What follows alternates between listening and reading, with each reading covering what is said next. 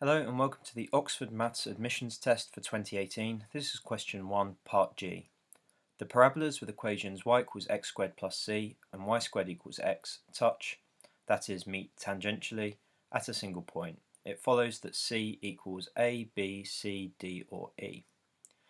So I've drawn my xy axis here with these two equations. Y equals x squared plus c is obviously just y equals x squared translated upwards by some amount c, and y squared equals x, which can be thought of as if this is your y-axis and this is your x-axis, just turn it on its side and we have y squared equals x. So I'd thoroughly recommend that for the admissions test you're happy with drawing equations similar to this out nice and quickly. We're given a small clue here that when they meet tangentially, and we'll actually use that in the question. That's the key to this question really. So we're told that these two equations touch at a point, and when they do touch, their tangents are the same.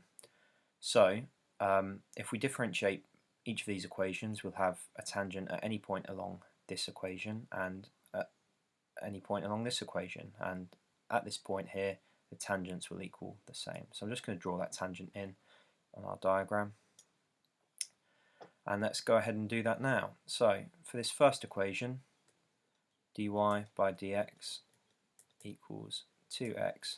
There's no x component here, so we've just got 2x. And for the second equation, firstly I'm just going to tidy that up a bit and make it y equals the square root of x, which we know is just x to the power of 1/2. If we differentiate that with respect to x, dy by dx for this second equation equals 1/2 x to the minus 1/2. And at this point the two tangents meet, the two tangents are equal, so the tangent for the first equation will equal the tangent for the second equation. Solving for x now,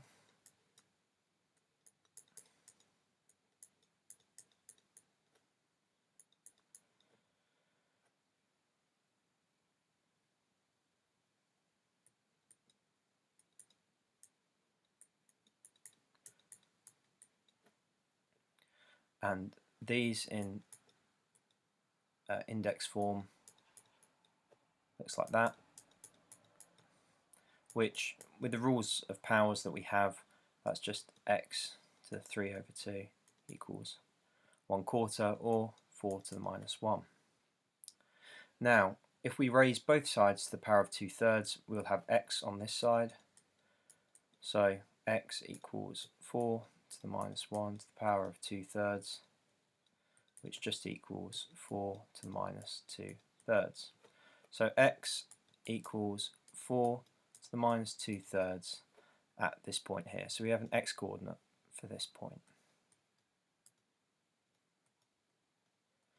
Well, this point lies on this second equation, y squared equals x, which is just the same as y equals the square root of x.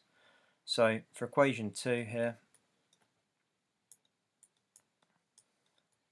we could just plug x into this equation here, and we could just do y equals 4 to the minus 2/3 to the power of 1/2, which just equals obviously the 2's cancel top and bottom, 4 to the minus 1/3.